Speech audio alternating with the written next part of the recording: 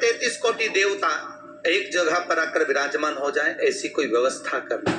शंकर भगवान ने कहा बनाओ ब्रह्मदेव, तुम निर्माण करो। ब्रह्मा, शास्त्र कहता है कि भगवान शिव स्वतः, शंकर तो शंकर है, भगवान शंकर ने एक मट्टी का सुंदर सा भाग ढेला एकत्रित करा, उस ढेले से भगवान ने एक सुंदर कुंभ का निर्माण करा, एक सुंदर कलश का निर्माण करा।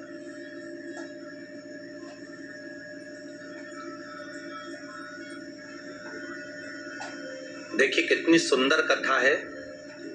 अगर आप लिंग पुराण में इस कथा को निकालोगे तो एक आनंद की अनुभूति और होगी। अगर किसी के मन में संशय हो कि यह कथा कहां से ली गई है, तो लिंग पुराण में से आप इसको निकालिए।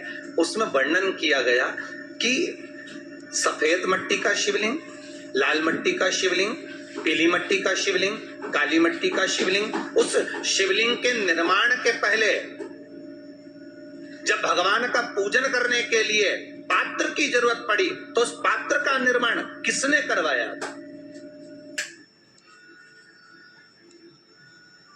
और सबसे पहला पात्र निर्मित, सबसे पहला पात्र का निर्माण, ये तांबा, सोना, चांदी, पीतल, इनके पात्र तो बाद में बने साहब। सबसे पहला पात्र बना ही काय का था? जम के बोलिए जरा, काय का बना था? सबसे पहला पात्र था ये मिट्टी का। आज भी हिंदू धर्म में भले तुम्हारे घर में सोने के कलश हो, भले चांदी के कलश हो, भले तुम्हारे घर में पीतल और तांबे के पात्र रखे हो, पर आज भी अगर ब्राह्मण कहेंगे कि हमें कोई यज्ञ करना है, अनुष्ठान करना है, हमें ये स्थापना करना है, तो ब्राह्मण एक ही बात कहेंगे कि तांबा, पीतल, चांदी के हमें पात्र नहीं चाहिए। ब्राह्मण कहेगा मैं मिट्टी के कलश लाकर रखो।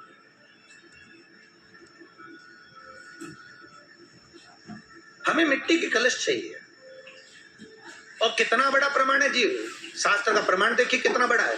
आप किसी दूसरे घर में जा रहे हो, आप अपना घर छोड़कर और दूसरे मकान में जा रहे हो, और आपको लगा कि मैं इस घर में अब 15-20 दिन नहीं आऊंगा, 1 महीना नहीं आऊंगा, तो शिव महापुराण की कथा कितना सुंदर कहती है कि अगर आप जा रहे हो और आपको ऐसा भय लगता है कि इस मकान में कोई दूसरी प्रवेश ना करे, कोई दूसरा जीव ना आ जाए, इस मकान में कोई अंतरात्मा ना आए, इस मकान पर कोई टोना ना करे, इस मकान में कोई टोटका ना करे, इस मकान में कोई जादू ना करे, तो उसके लिए शिव महापुराण की लिंग पुराण वर्णन करती है कि मात्र एक मट्टी का कलश, उस मट्टी के कलश में एक महाराज थोड़ा सा धान भरकर, उसमें एक सिक्का, 1 रुपया उसके अंदर डालकर और एक बेलपत्र उसके अंदर डालकर, उसको उसके एक दिए से या प्लेट से या नारियल से उसको रखकर एक स्थान में ईशान के अंतर्गत उसको रखकर चले जाइए। उस मकान में ना तो कोई भीतर प्रवेश कर सकता है, उस मकान में ना कोई टोना कर सकता है, उस मकान में ना कोई टोटका कर सकता है, उस मकान में ना किसी की नजर लगे। और वो पात्र कोई दूसरा नहीं होना, वो पात्र होना चाहिए मट्टी का कलश। मट्टी के कलश की बड़ी महत्वता। अब तो थोड़ा सा महाराज हो गया कि लोग हम मट्टी का कलश अगर तुम दोगे भी तो ब्राह्मण क्या काम में लेगा, तो ब्राह्मण जन कह देते हैं थोड़ा तांबे के 4 कलश लेकर आइए, तुम जरा स्टील के 5 कलश लेकर आइए, आप तुम तांबे के या ये बर्तन लेकर आइए। पहले इसका प्रमाण नहीं था, पहले प्रमाण था केवल मट्टी का कलश। स्थापना जो थी वो मट्टी का कलश, विराजमानता थी मट्टी का कलश, जिसका निर्माण स्वयं भगवान शिव शंकर, भगवान शंभु, भगवान त्रिकालदर्शी कैलाशी स्वयं लिंग पुराण के अंतर्गत शास्त्र वर्णन करता है कि जिसमें सुंदर शिवलिंग की स्थापना करी गई। शिवलिंग का निर्माण करने के लिए भगवान ने, और स्कंद पुराण में भी आता है यही बात, शिव महापुराण में भी आती है। और आपको पहले भी कथा में कहा कि ब्राह्मण सफेद मट्टी का शिवलिंग बना, पहले भी कथा में कहा, आज फिर कह रहा है। क्षत्रिय लाल मट्टी का शिवलिंग बना, वैश्य पीली मट्टी का शिवलिंग बना, शूद्र काली मिट्टी का शिवलिंग का निर्माण। शिव पुराण कर रहे हैं, भगवान कुंभ का निर्माण कर रहे हैं, भगवान कलश का निर्माण कर रहे हैं, और भगवान स्वयं ब्रह्मदेव कर रहे हैं कि आप ऐसा निर्माण कर दो जिसमें 33 कोटि देवता स्वतः विराजमान हो जाए। तो भगवान ने उस कलश का निर्माण कर दिया। अब कलश का निर्माण करा तो स्वयं भगवान ब्रह्मदेव बोले, प्रभु इस कलश के अंदर मेरा स्थान कहां है?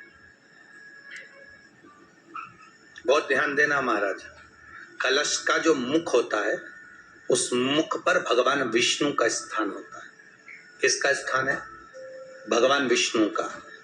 थोड़ा सा नीचे आओगे, जहां से कलश का मुख दबा हुआ होता है वह जगह भगवान स्वयं शिव की होती है।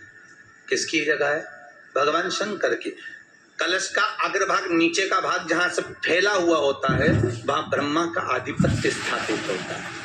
फिर कलश का जो नीचे का भाग होता है वो भगवान शिव और शक्ति का स्थान होता है।